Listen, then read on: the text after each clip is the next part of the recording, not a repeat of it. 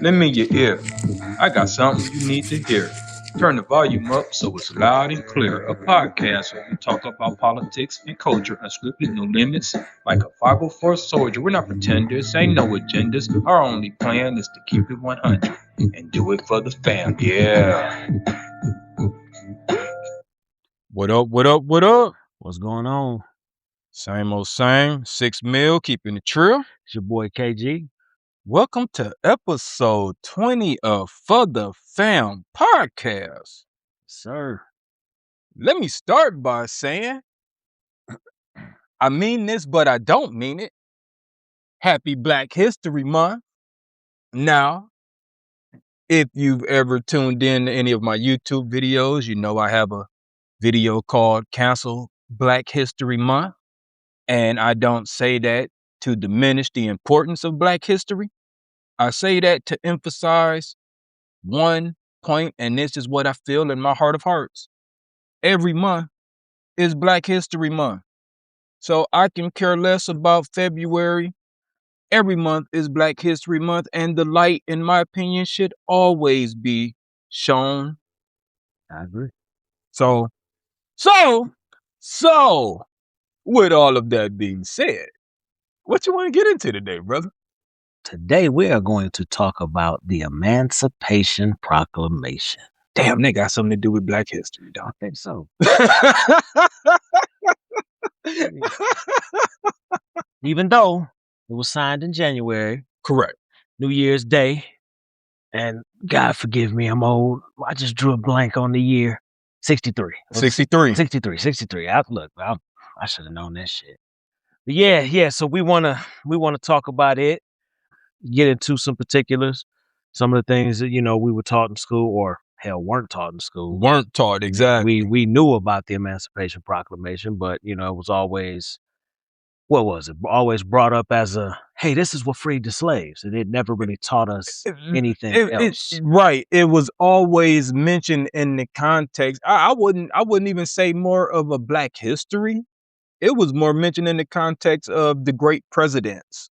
Yeah. When they would talk about George Washington and Franklin and Jefferson, and they would, Abraham Lincoln freed the slaves, and we're gonna get into all of that today, and try and debunk or knock down some of those myths about the Emancipation Proclamation, and how, and me and my brother always say this, how K through 12 curriculum as it relates to history is pretty much just white supremacist propaganda at this point, and we don't get taught about real Black history. It's basically been rinse and repeat for Correct. Decades and decades of, well, this is what we talk about, this is what we don't talk about. Correct.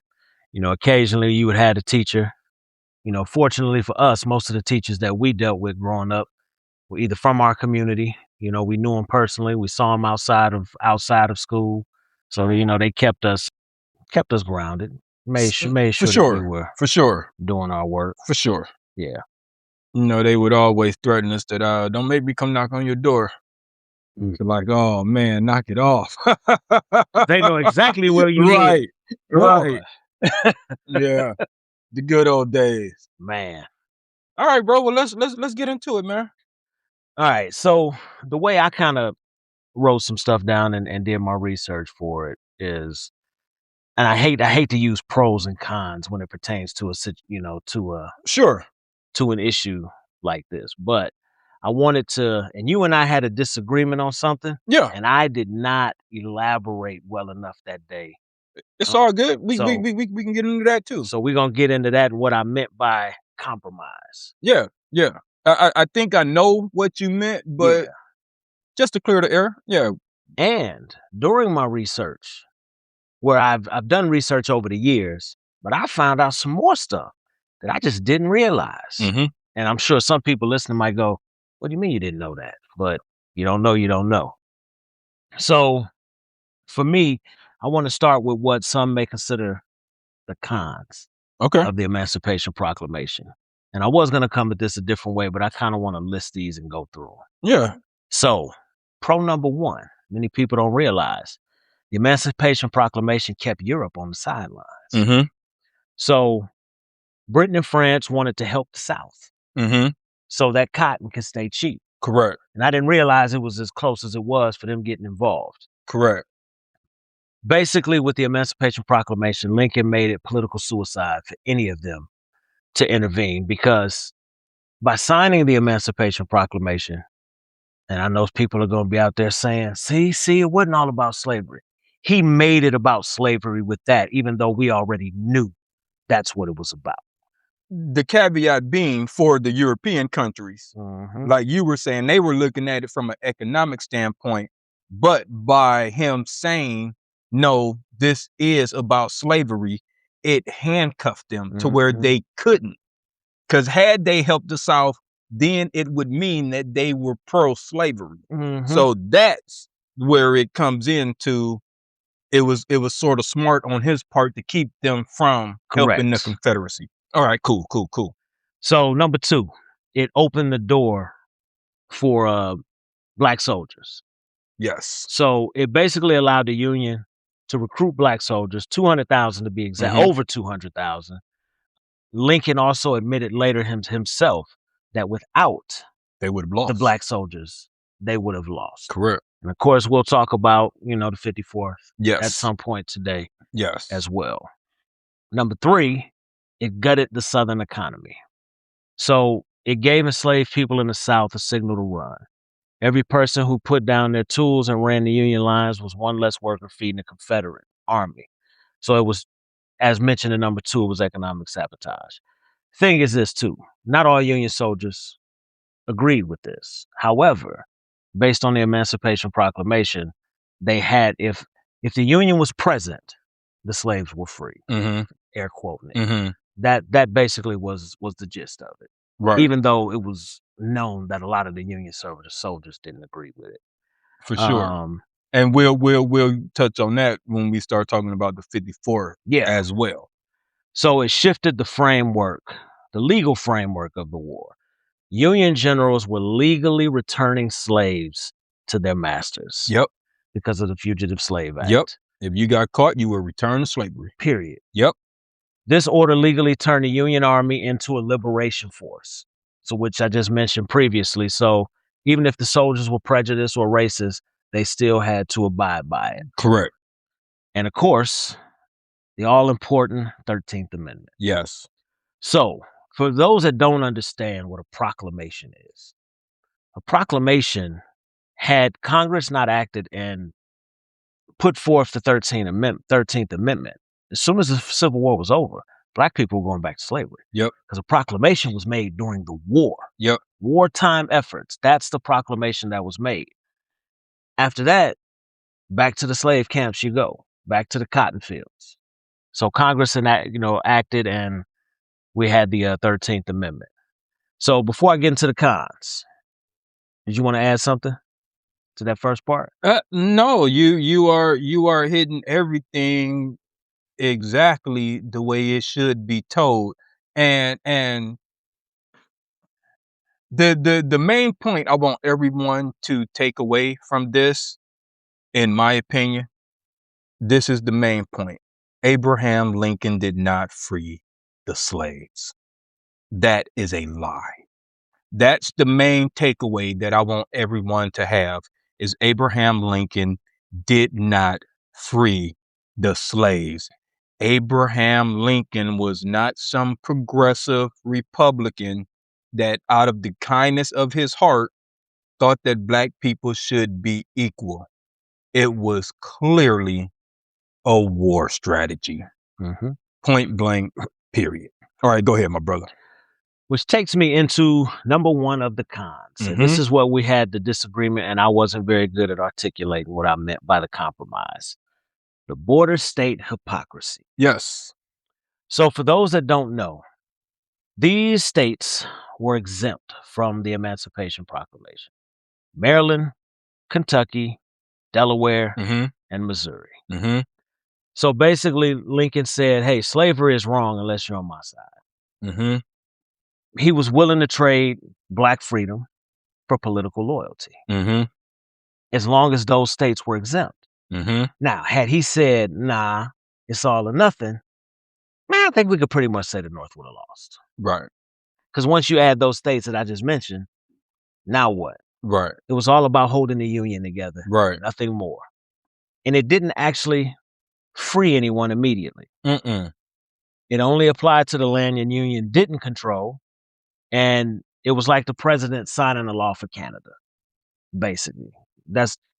It was like the US trying to pass a law for Canada. What?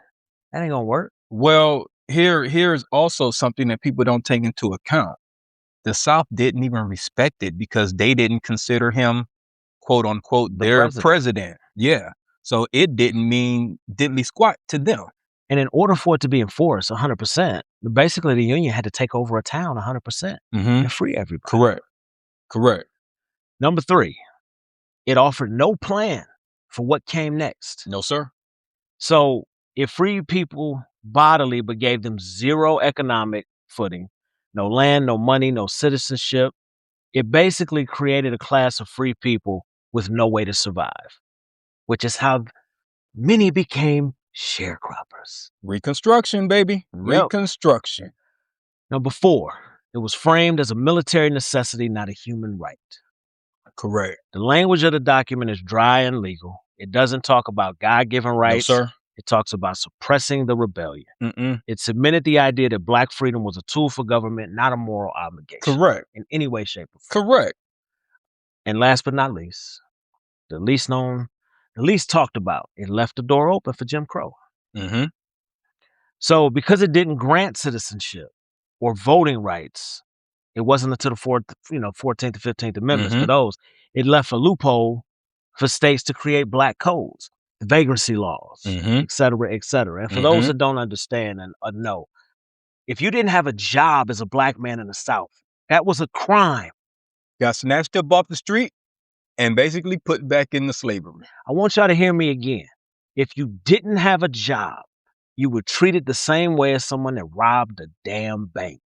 Snatched up off the street and basically put back into slavery. Exactly. Not slavery to the point where you were out there picking cotton, a different type of slavery, which still continues today. You basically got put in the system and worked on the chain gang, etc. Just another form of slavery. Absolutely. You just became a slave for the state instead of a slave for personal property. And although I know I should have looked all of this up before I mentioned and talk about it, there were so many laws put in place. And this is not just two black men talking and running our mouths about, this is historical. These are historical facts that there were laws put in place for black folks in communities. Like when people talk about sundown towns, we don't say that to be funny. There were signs that told you to get your black ass out of this town before the sun goes down. Correct. Or you're going to jail or worse. Correct. Like you can look these signs up online. Don't let the sun, if any of you have ever watched Lovecraft Country, when they were sitting in that restaurant. That's right. And was it Journey? Journey came running from the back like, get up. Go, let's get up. Get up. And then fools got up out that damn town so quick. They knew exactly what she was talking about. Like, nah, let's go. Yeah. So the next time you're having a debate or a discussion with someone about the Confederacy and the South, and they say that the war was over states' rights, they're technically not incorrect. Not because their states' right was slavery. That part right there. What they won't tell you is that state was actually fighting to keep slavery legal. So, yeah, they can tell you that it was about states' rights. They won't be lying, but you just got to push them. You got to know, or you got to ask them that next follow-up question. What rights were they actually fighting for? What were they against? What were they protesting? It wasn't about whatever they'll try and tell you. It was about slavery. And it's just the dirty game. It was the business of slavery. A lot of these fools just didn't, the ones who own slaves, because that's another misnomer that, most of the poor white people couldn't even afford slaves. Basically, you were $10 richer than a slave. But the people who could own slaves. That's what they were fighting for. The right to own slaves so they can keep that free labor, so they can continue to profit off of that free labor. That's exactly what the Civil War was about. Point blank, period, full stop. So you know how recently some people, I forget the lady's name that runs her mouth on Fox News sometimes, but she was talking about how only 13% of the American population during that time were slave owners. How you know how they like to bring that up, but they fail to include that it was like 48% of people in the South owned slaves. So And 100% of black people were slaves. So what's your point? it's like, well, yeah, 13% of the population were slave owners. And I'm like, well, yeah, but you're counting the Union states too. Right, exactly. No, you got to count those bottom states. Exactly. And damn near half of those people owned slaves. Yep. And the ones, like I said, who couldn't afford to own slaves still treated us like shit. Treated you like that, and they worked as overseers. Yep. They were the ones out there on the horse whipping you, telling you to get back to work. For those that need a Hollywood reference, the Brittle Brothers, for example. Correct. From Django Unchained. I like the way you die, boy. Those were the people that they hired to oversee. Correct. The slaves, and then treated them like shit too. Correct. But it's the same psychology that they use today for poor white people. Yep. I'm going to treat you bad, but you're still better than them. That part. But you better than that nigga over there. Yep. Don't ever forget that. And one day, if you work hard, you might be me. No, you ain't. You ain't. He gonna always keep his boot on your neck. Yeah. And you, in return, gonna always keep your boot on the black person's neck or the Hispanic person's neck or whatever immigrant community you want to add. And that's how they keep this silly racism thing going. It's all a psychological mind trick that you white people just can't seem to understand for some reason. You know something else too, and I know this is like we're bringing it a whole century later when I say this. I saw a funny video of a brother talking about how once they got their freedom at the sit-in with the diner and they were able to sit there and eat, and he made a joke about how bad the food was. And, you know, ha, ha, ha. Mm-hmm. One thing I thought about, it is often said that we were trying to integrate with white folk. Correct. No, we weren't. No. We just wanted to be able to shop wherever the hell we wanted to shop. Equal treatment. Eat wherever we wanted to eat. We weren't trying to, hey, that's a nice ass house. It just so happens to be in a white neighborhood. Right. But I can afford it. I would still buy it if it was full of black folk or Mexican folk. Right. Chinese folk. Right. Nobody was trying to be you. Mm-mm. And unfortunately, that is another thing that has been taught to us. We were trying to integrate with them. Correct. No, we weren't. Correct. We just wanted to be afforded the same equal opportunities, the same civil liberties as everyone else. I didn't want to be you. Mm-mm. Nobody wanted to, you know, move to that neighborhood just because you were there. Right. No, that's a nice ass house. I can afford it. I should be allowed to move there. Right. And guess what? If you decide when I move there that your ass don't want to be there, see bye. You later. Yeah, see you later. But instead, as you and I both know, a lot of laws were enacted. Oh, yeah. Which I will talk about at the end. Mm-hmm. To stop us from moving into certain communities. Correct. Now we can talk about this for 3 hours. We could, but I know you got anything else you want to add to this emancipation conversation? At the moment, I think that's it for me. All right, cool. So just a few follow-up things. So you were right that the Emancipation Proclamation was originally drafted in 1863. Mm-hmm. But another one of those myths that we're about to knock down. Slaves actually didn't get freed until the 13th Amendment, which was actually in 1865. So if you really want to talk about something freeing slaves, It's the 13th Amendment and not the Emancipation Proclamation. It may have opened the door, but the actual legislation was the 13th Amendment that freed the slaves, like I said, in 1865. Now, also, and this is something that sticks in my craw, how we got Juneteenth. Somebody rolled up on slaves in Texas. Hey, what y'all doing? Because, yeah, Texas just was like, forget that. We don't care about the 13th Amendment, the Emancipation Proclamation. Y'all still slaves. And it wasn't until somebody rolled up after these people were legally freed and was like, hey, y'all free. What y'all doing? That's how we got Juneteenth. So and that's literally how it was. No, that's literally how it was, which is why I am always like, I don't care about Juneteenth. Don't get me wrong. I'm going to take that day off from work with pay. Absolutely. But I'm like, so will I. So will I. Yeah, I'm like, screw Juneteenth because it shouldn't exist. Technically, Juneteenth should not exist. They were already free, which means somebody was breaking the law, which means somebody should have went to jail. But that stuff that's always left out of the history books. And to be quite honest, bro, I didn't even know about Juneteenth until probably 10, 15 years ago. Yep. It was never taught in our school.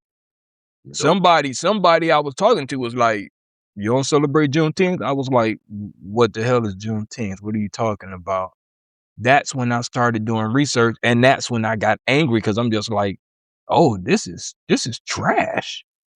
But anyway. And for those listening, we are not agreeing with the likes of Candace Owens about the vitriol that she has for Juneteenth. Oh, no. Vitriol she has and what we're talking about are two different things. Completely. Completely. Because I think it goes without saying that we are pro-Black. All day, every day. That also doesn't mean that we're anti-white. No, not at all. Or anti anything else. It just means that we're pro-Black, which I'll touch on some pro-Black things later on in this podcast. All right, cool, bro. I think that's all I got as far as the Emancipation Proclamation. I think you did a great job going through the pros and cons. And said anybody who think we missed anything, get at us in the comments. We'll gladly have a discussion, sensible discussion. Like we always say, we're not just going to argue with yahoos. You have to come with facts. You have to come with real questions and not just looking for argument. All right. With that being said, we're going to roll. We're going to roll. My gosh, my English. We're going to roll right into current events. I think we both want to talk about the same current event today. You want me to start or you want to start with I actually got two. All right. Well, the first one we're going to talk about is the one that everyone's talking about. And that is the extremely racist video. Which, I mean, did you see the whole thing, bro?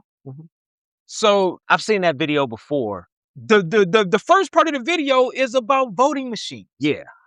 Which is already been debunked, which is just like, this is why Fox got sued by Dominion last time for these fools talking about this machine was faulty, and what did Fox say in court?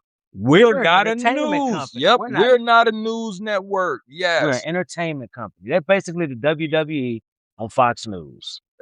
So to put these racist caricatures at the end of this video was just kind of like, it was like, I don't even get it. Like, these things have nothing to do with each other. President Obama didn't have anything to do with the 2020 election. What are you getting at, bro? What are you saying? So for everyone that's just like, oh, it wasn't racist. It was because in proper context, it was just something that you wanted to add. Here's what's crazy to me, outside of the fact of being racist. This was done by a 79-year-old man. A 79-year-old man. That's something one of my grandkids will post. Grandpa, look what I saw. But the fact that you used apes. And then threw a damn staffer under the bus. Right. Which the hell with that, whoever the staffer is too. Right. Because we know that the ape racist trope goes back a long ways. That's not something that I think these youngins know about today. So Well, no, because they worship this dumbass. They worship him. Right. So he can't do anything wrong. Right. It's insane to me to worship any man, any woman. Correct. Period. Correct. But just the pro-government stance that people who you and I grew up despised government.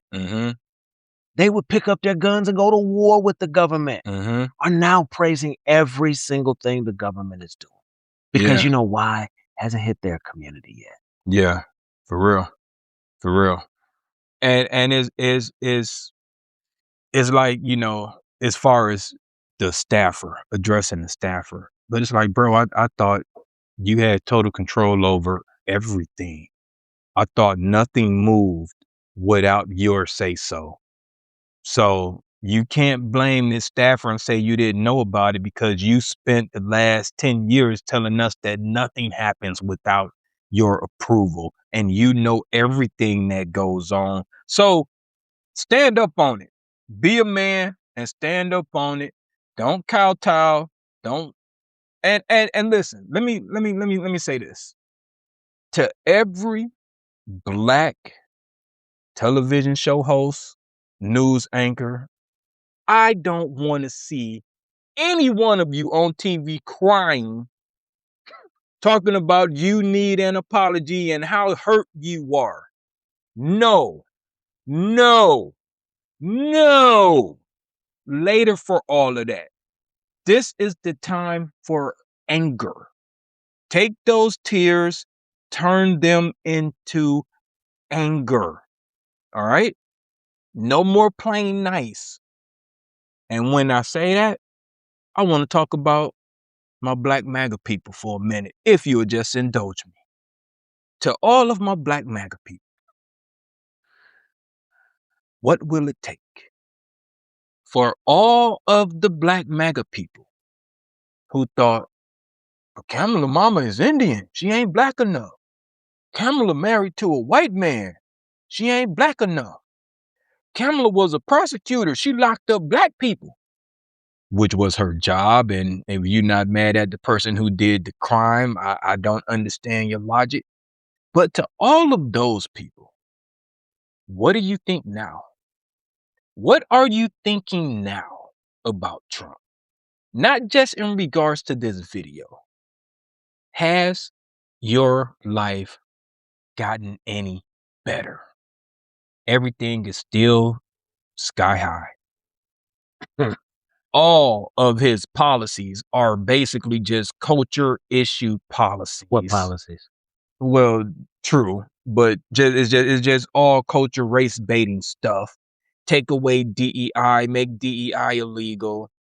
You know what I'm saying? How many times do this guy have to piss on you and tell you that it's raining for you to see that he don't care about your black ass? I'm seriously don't understand. But let me say this, because in all honesty, do you? If you want to vote for Trump, do you? You want to vote Republican, and just know, because you don't just vote for Trump, you vote for all Republicans when you support Trump. So if you want to support all those races, do you? If it helps you sleep well at night, good. Get you a blanket, curl up, have you some good sleep. But you know the one thing you cannot say to me is that you're pro-black. Period. So I want to just add something. And I think I've mentioned this before, for people to understand. We didn't just start paying attention to Trump 10 years ago. Like, these people that support him blindly, and then if you call him a racist, they say, give me one thing he's ever done racist. It was like, well, I can give you 20 or 30 different lawsuits Easily. from when I was a teenager. Easily. A teenager. Mm-hmm. He was accused of being racist before you or I were even Jesus Christ. With the unfair housing With practices. the unfair housing practices of his Correct. father. Correct. This isn't new. The ad asking for the execution of the exonerated 5 before them boys had even went to trial. He wanted them right. Ad. He wanted them killed without any evidence that they had actually committed the crime. Or my favorite line of all time in front of Congress. They don't look Indian to me. They shouldn't receive benefits for their casinos because they don't look Indian to him. And what did that senator say? Well, it's a good thing laws are not written and made based on what you think. And here we are, 35 to 40 years later, with us having to deal exactly with what that senator said back in 91 or 92. I know we were still in high school at the time. Laws being enforced literally based on What how he you look thinks. and how you look. You know, I mean, like we did ICE last week, so I'm not gonna circle back to that, but there is absolutely no way you can walk up to somebody and based on the way that they look, the color of their skin, determine whether or not they are a citizen. It is just boneheaded. Yeah. Simple as that, boneheaded. Yeah. Your other current event, bro. No, I'm gonna say that one for my Rart. Okay. All right. Cool. Anything else you want to talk about as far as the video then? Nah, just that it took this to even get Big Gums Tim Scott to say this is the most racist thing to ever come out of the White House. And even that, sir, is a lie. That also is a lie. But you see now they're coming for his neck. Yeah. The most racist thing to ever come out of the White House was in the 1920s when they screened, what's the movie? Oh, Birth of a Nation. They screened Birth of a Nation.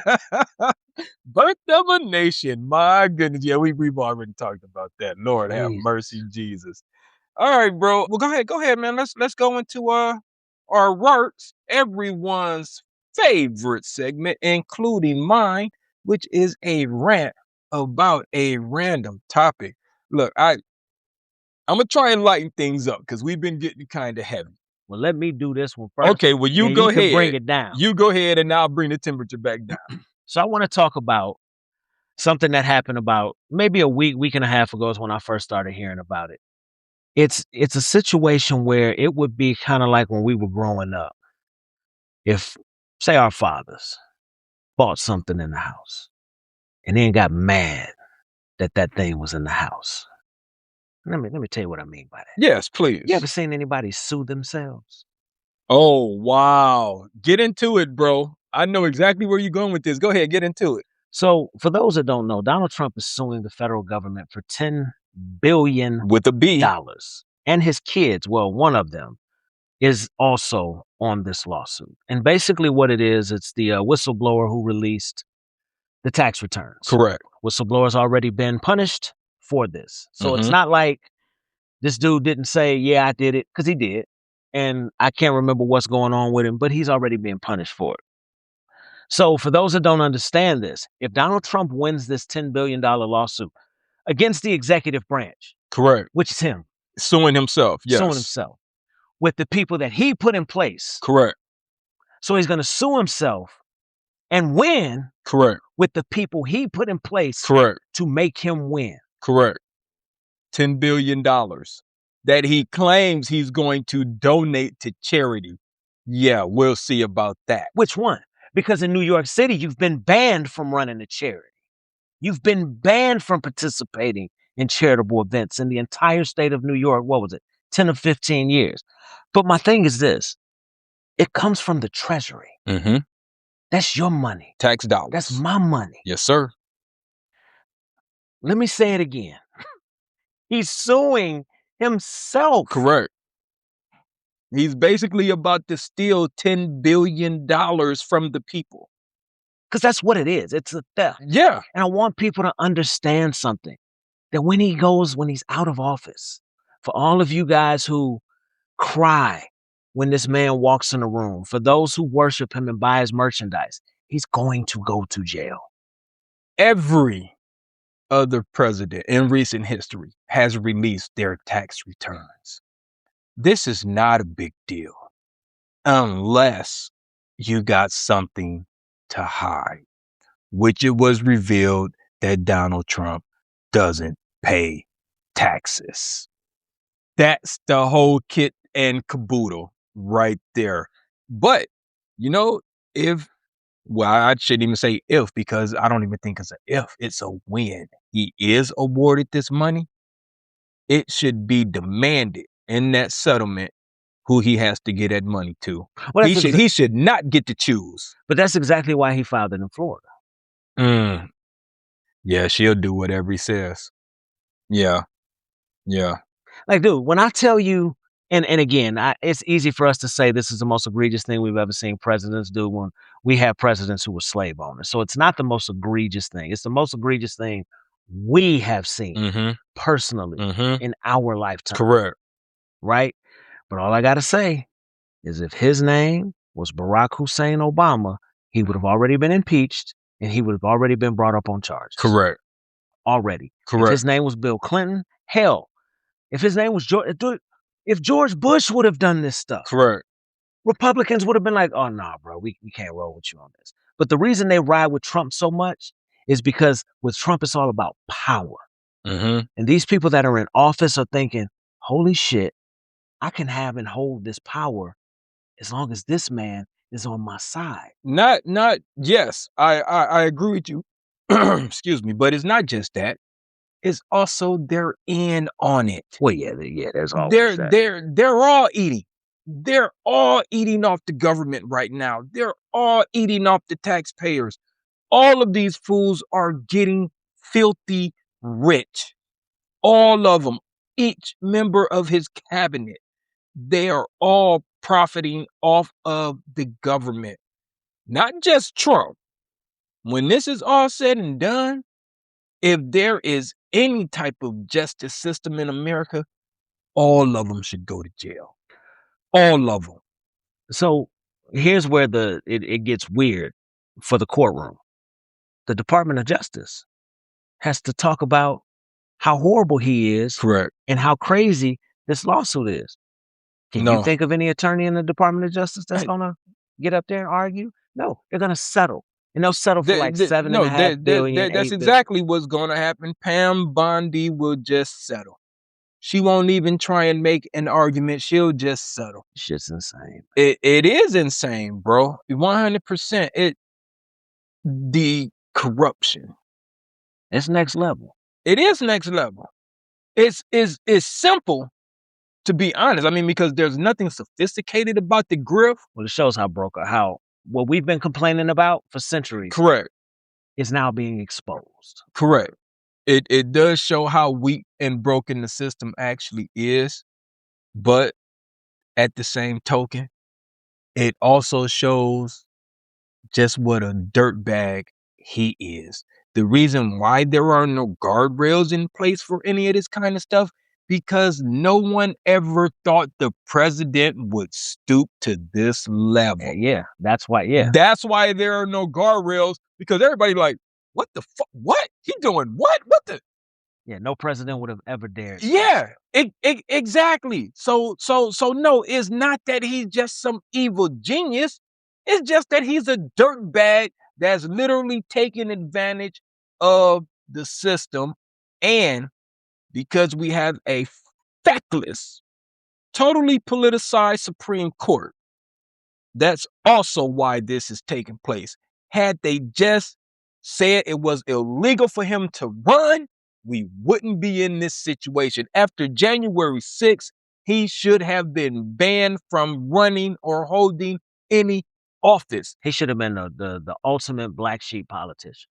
Nobody will touch it. This falls directly at the feet of the Supreme Court. Those 6, because those 3, they fight and they yell, but they're in the minority. So those 6, all your fault.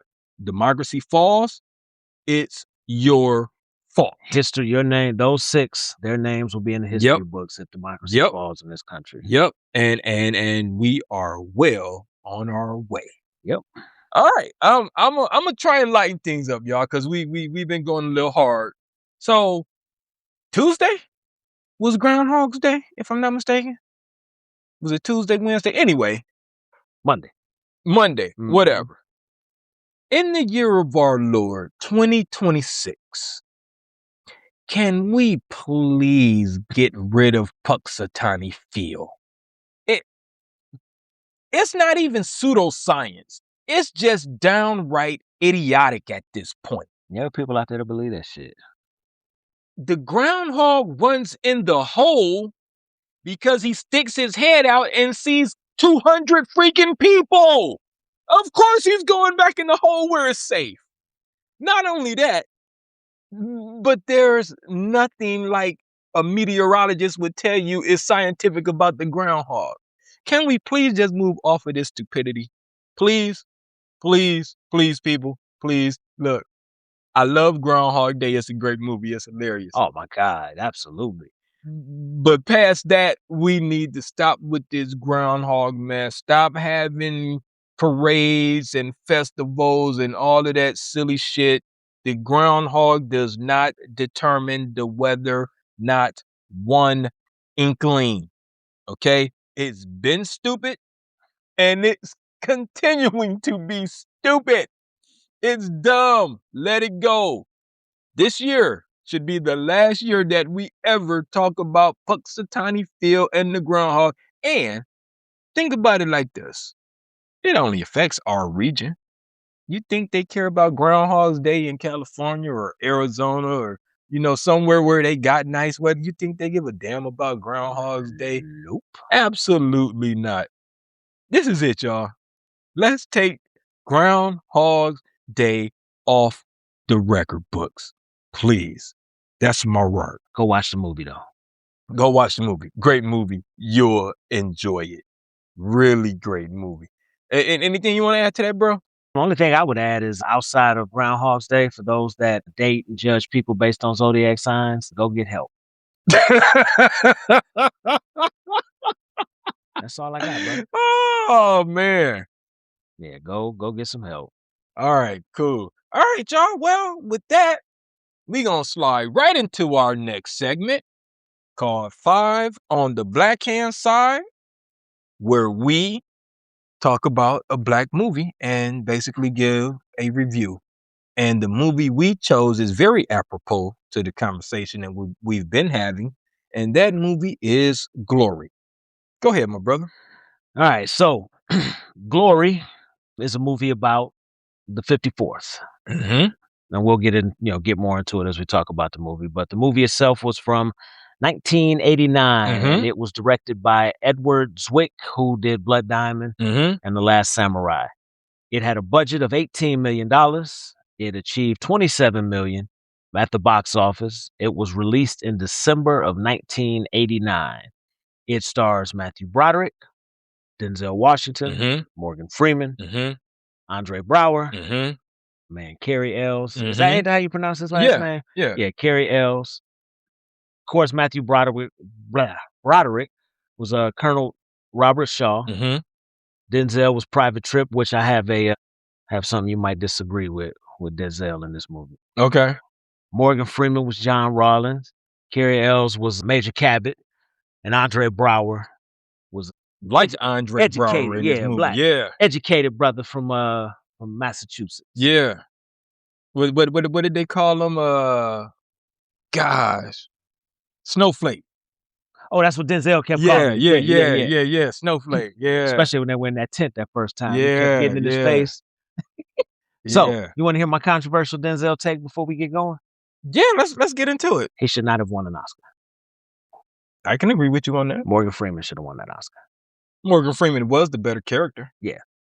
Everything about he was the supporting character. Yeah. Denzel won. You know why? That tear. Nope. What you think? He won because he picked up the flag at the end. That's why he won. Now, here's my controversial take on Denzel Washington. You took the hardest Negro in the movie. The hardest. The Negro who had just told you the scene before. Man, they ain't carrying your flag. Yeah. When it came down to it, he dropped his gun to pick up the flag. Come on! And then get shot instantly. Man, get this flag away from me. Where's my gun? That's why he won, because he became the token Negro. That's why he won. I agree. The tear was some good acting. That's a good scene. It was a good scene. But it was because he picked up that flag and yelled, "Come on," is why he won that Oscar, in my opinion. That's just me. I wouldn't have picked up shit. That flag would have been laying there. I'm just saying. Hey, I'd have been kneeled down behind other people shooting. Right. Forget that. All right. Anyway, let's get back into the movie. So basically the movie is Matthew Broderick's character was given the honor of putting together a cast of characters, black men, which the movie got wrong, actually. Most of those men were free men. Correct. They were not slaves. Correct. The overwhelming majority of these men volunteered to fight for the North. He put them together. They were put together as just basically a crew to do labor. That part. And Matthew Broderick's character, Robert Shaw was decorated. He was a hero. He, by all accounts, history remembers him well. He's not. Now, was he probably a bigot? Probably. Most likely he was, but most white men of that time were. In some way, shape, or form. Correct. But by all accounts, Robert Shaw was a great man and a great military guy. So he got this band of characters together, and he put them in and trained them properly. There's a scene in the movie that drives me insane, and I feel like I'm jumping all over the place, but the shoes. You storm in the office and demand that you 600 pair of shoes. And who do you leave at the door? Right. 4 slaves. Right. Who would have got shot instantly? Who would have got shot? Yeah. And then Morgan Freeman folds his arms like, I wish one of you might would right now. Right. Man, y'all asses would have been killed so damn quick. Real quick. And they ain't even have weapons. No weapons. And then what does Matthew Broderick do when he comes out? He stares at Morgan Freeman. And smiles. Yeah. And Morgan Freeman smiles. And they come back. I guess everybody wears size 11. Correct. Here's your shoes. Right. Now, the reason I'm bringing this up is because one thing Hollywood is good for is making it look like we were so fucking happy to get anything about what was going on. We were excited to go fight in a war. And all you got to do is give us shoes. Right. We're going to do cartwheels for you. Right. Bullshit. Correct. Oh, fun fact. Many of the people in the reenactments of the Civil War, of the movie, those were all those people that get together and do reenactments of the Civil War. Those were actual people that actually run organizations where they reenact the Civil War. Interesting. Yeah. So let me finish the what the movie was about. So eventually they were called upon to volunteer for the Battle of Fort Wagner. And they basically stormed into Fort Wagner. It was a suicide mission. Correct. And there were 600 plus of the 54th. And I believe 276 people died that day, including Matthew Broderick's character during that time. Sorry, I got notes all over the place. No, it's cool. What you got? They never actually captured Fort Wagner. No, they did not. One of the few places that were actually never taken. So, and they were buried in a mass grave. Correct. So here's my thing with the movie, and this is why we were alluding to earlier that we would get back to some of the stuff as it relates to the Emancipation Proclamation. So black soldiers at that time were basically used as quote unquote slave labor for the military. Grave diggers, ditch diggers. They weren't actually allowed to fight. So that's the first thing that's really just kind of screwed up when you look at it in the big picture, when they try and glorify Abraham Lincoln and all of these so-called progressive people. No, they really weren't that progressive. They still looked at blacks as second class citizens at that point. Here's something interesting. White soldiers actually got paid more than the black soldiers. Was it at that time. $13? 13 versus I think 10? like 10 or 8 or something like that, even though they were doing the same things according to the military. Yeah, They had 13 and 10. you have the same rank, but as a private coming in as a white man, you immediately got more money. And I think the money was tax free Yes. for the white soldiers, as opposed, I think, to the black soldiers having to actually pay taxes on it. So I think that reduced their pay a couple of more dollars. So it was probably more like 13 to 8 or 13 to 7. Just let that sink in. So when you go back to society, that white man already got way more cheese than you. And y'all been doing the exact same thing. Yep. Why? Just because he's white. So as every generation, there's always something that happens that prevents, and it's sad history. Like this is what prevented them from prospering. And then as you and I got older, was our parents and grandparents got older, it was the denial of home equity For sure. that allowed white For people sure. to get rich, and For black sure. people to Home struggle. ownership. For Yep. sure. Absolutely, because they weren't allowed to own homes. Goes back to what you were saying earlier about, if I want to buy this house, I should just be allowed to I buy should be this able to house. buy it. Period. Versus you making me stay in a neighborhood that's not going to accrue. Any house is supposed to accrue value, not depreciate. But unfortunately, and this still happens today, is one of the core tenements of gentrification. Black communities, houses depreciate over time, which is really screwed up. Just let that sink in, y'all. When you think about the American dream. So something I forgot to mention, that when I mentioned about how we always have to look like we're so happy about something. Historically, Denzel's character and Morgan Freeman's character didn't exist. They were created for the movie. Dramatic effect, sure, The makes dramatic sense. effect. And I want you to understand, the fictional character won the Oscar. The fictional character won the Oscar. I told you, man, because he picked up that flag. What was the point? You got 672 other people that you could have. Yeah. I mean, the 54th was the 54th. Yeah. But you had to add characters. And I mean, let's be real. Denzel was an asshole.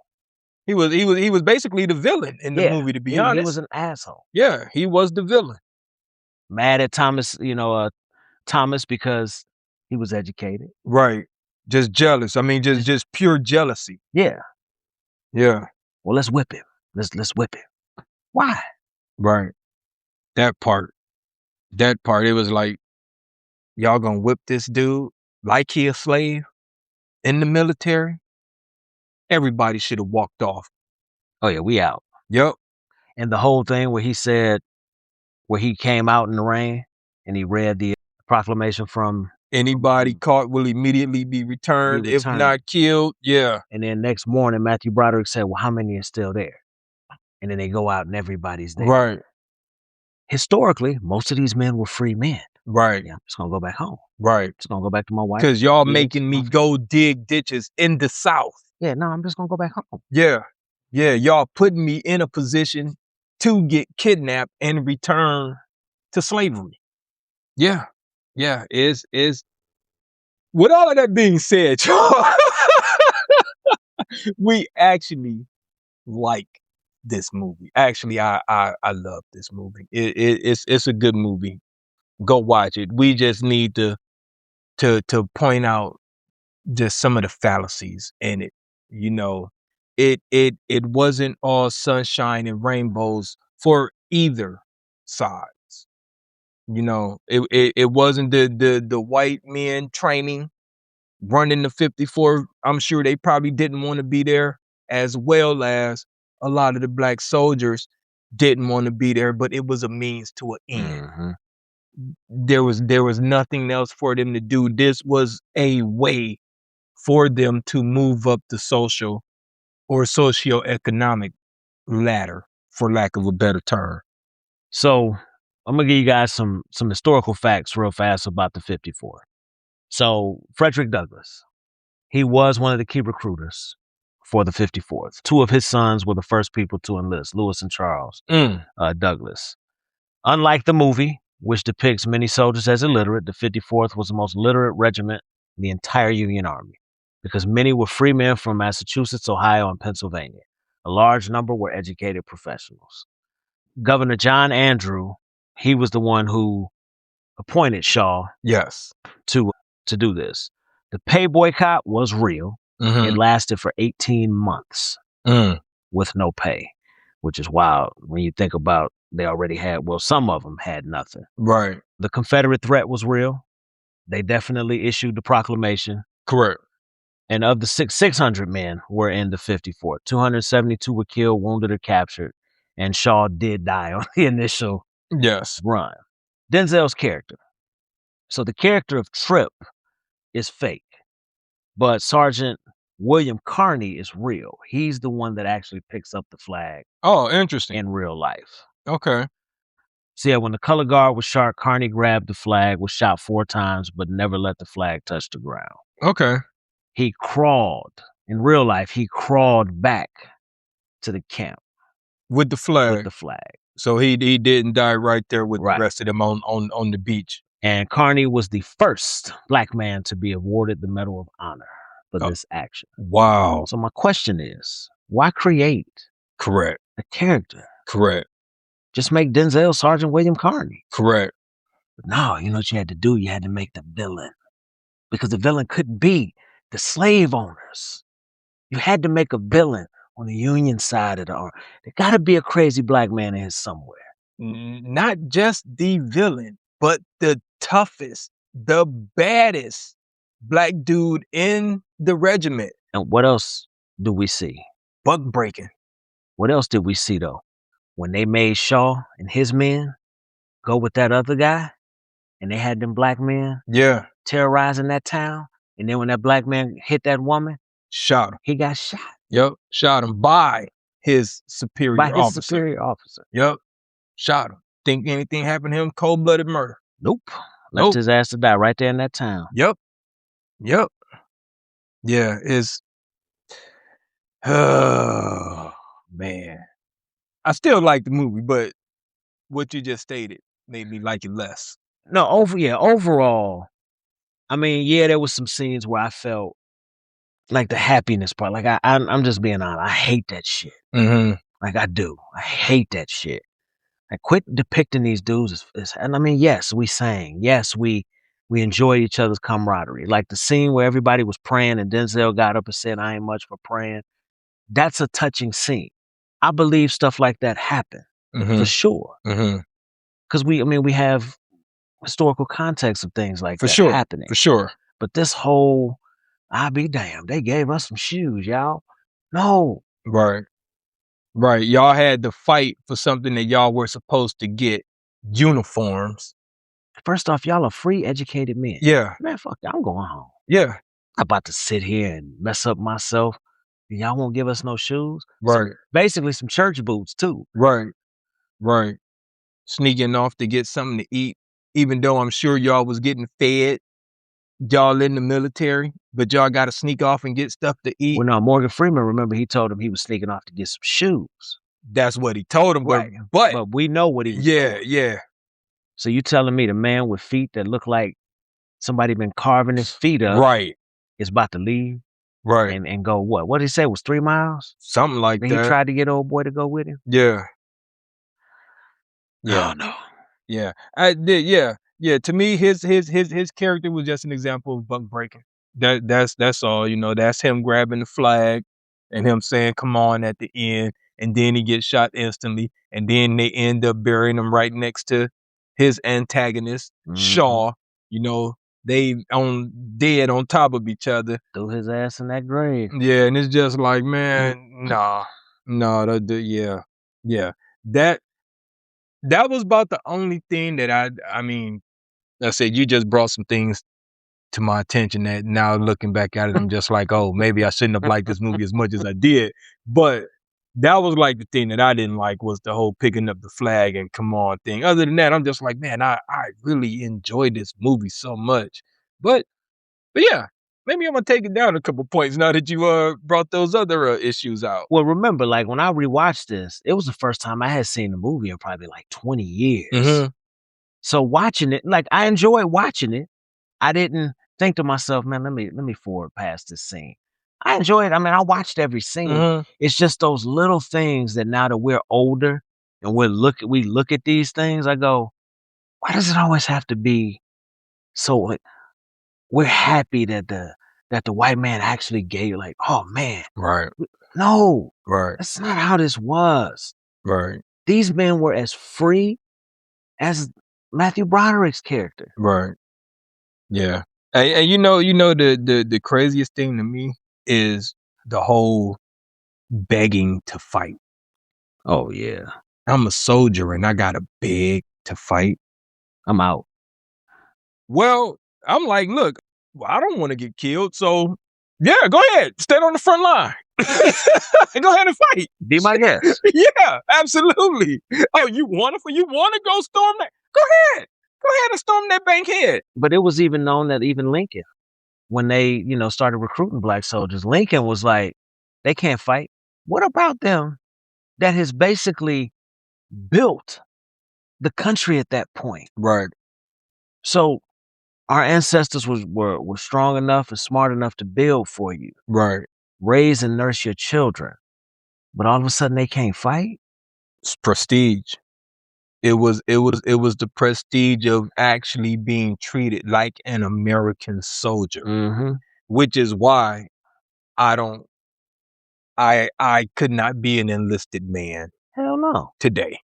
Hell no. Just knowing what I know is like there's absolutely no way I could ever enlist. And no diss to anyone. My brother was in the military for years. Hell, I come from basically a military family. So no diss to anyone. That's not what I'm saying. If that's what you choose to do, that's what you choose to do. But me personally, I could not do it. No. Hell, my grandfather, when he died, he was buried with, military honors, Mm-hmm. the flag, the whole shebang. My father, was in Vietnam. Well, he never made it to Vietnam. He made it as far as Germany, but he was drafted in 68. The twins' best friend, who basically grew up as my fifth child. Mm-hmm. He's in the service. I think he's in Poland right now. Oh, you were telling me about him. Yeah, Poland, Italy, somewhere. But it's many people do it for different reasons. I personally just myself, if some shit jumped off that involved our freedom, I'm gonna be fighting right here on the home front. Right.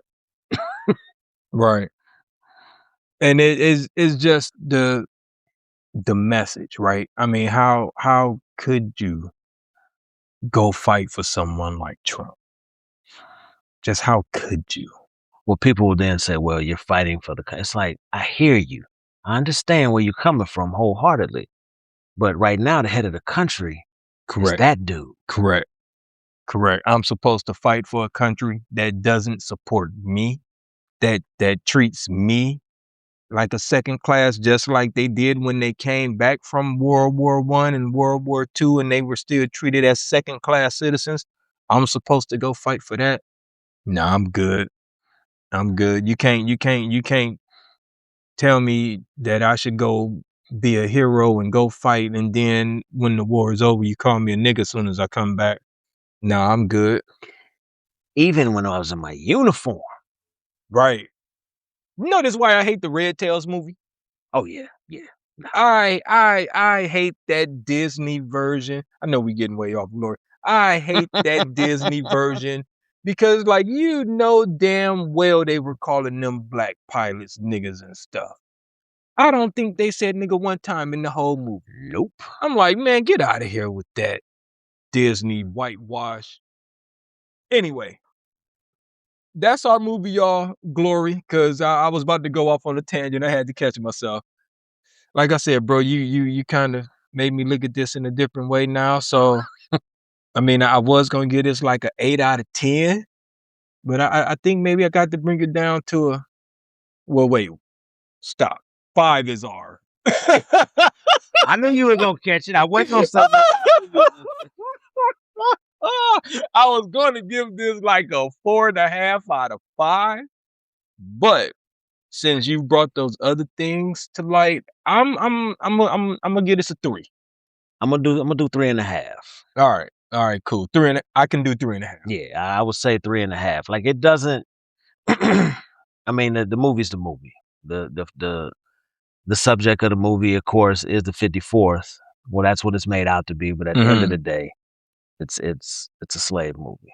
It's still worth watching. Yeah, it is. and eat the meat, spit out the bones, because there are some historical things that you can actually learn from watching this. So yeah, I think 3.5 is accurate for our movie review of Glory, and that concludes 5 on the black hand side. And with that, we're going to roll right into our closing monologue. My brother, the floor is yours. Appreciate it. So I want to leave you guys with something that doesn't always get talked about: the racial history of the homeowners associations around this country. A lot of people see the HOA as simple neighborhood management, lawn rules, paint colors, trash cans. But historically, some of these associations weren't just about property value, they were about exclusion. So after segregation laws started falling apart, restrictive covenants were written into deeds to keep black families and other minorities out of certain neighborhoods.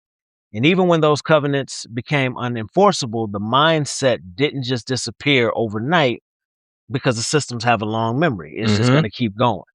So let's be clear, not every HOA was created with that intention, but history matters, because when rules are enforced unevenly, when fines stack up disproportionately, when certain residents feel targeted more than protected, that's when old shadows start to look familiar. Understanding that history isn't about attacking neighborhoods, it's about accountability. It's about fairness. It's about making sure community standards don't become coded gatekeeping. We can value order without weaponizing it. We can protect property values without devaluing people. The goal should always be community, not control. And if we know where these systems came from, we can make sure they move differently going forward. That is the end of my closing monologue, but I also want to say one thing. For all of the readers out there, a book that talks about this, and I've read it. I've read it physically once and listened to it on audiobooks twice. It's called The Color of Law.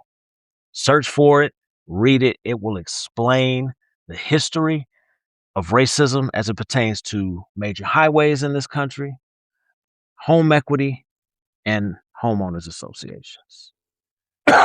Excuse me. Interesting. I like it. You know I am an absolute enemy of the homeowners association. You know what made me think about this, though? You know what made me do this? My streets not being Coming into the community. Yeah. That area right there at the front, those dips and whatever, that's been like that for like 8 years. And I think to myself, what are y'all collecting the money? Correct. What y'all doing with it? Don't get me started. That's a whole nother podcast. Don't get me started. And that ain't the only reason, because you remember I was sued by the homeowners association when I had my house, but it was thrown out. But anyway. Yeah. All right, y'all. Well, that concludes episode 20 of For the Fam podcast. We hope you guys enjoyed this episode as much as we did. We hope you guys were able to learn a little something from this podcast. So, I mean, like we say always, leave us a like, leave us a share, leave us a comment, subscribe, do all the things you know how to do. We are on every major platform. Anything you want to add to that, bro? Nah, summed it up perfectly. All right, cool. Well, with that, we'll see y'all next time. Peace.